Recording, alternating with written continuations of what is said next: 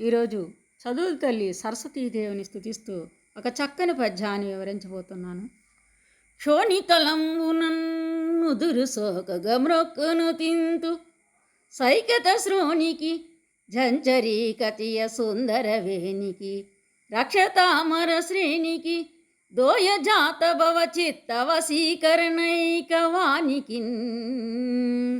వానికి నక్షధామ సుఖ వారిజ పుస్తక రమ్య పానికిన్. బాగుంది. నేలకు నున్నొదురు సోకినట్లు సాగిలిపడి మృక్కి సైకిత శ్రోణి చదువుల వాణి అలనీలవేణి అయిన ఆ వాణిని సన్నుతిస్తాను. ఆ చల్లని తల్లి ఒక చేతితో అక్షరమాలను, మరొక చేతితో రామచిలుకను, ఇంకొక చేతితో తామర పువ్వును, వేరొక చేతితో పుస్తకాన్ని ముచ్చటగా ధరిస్తుంది.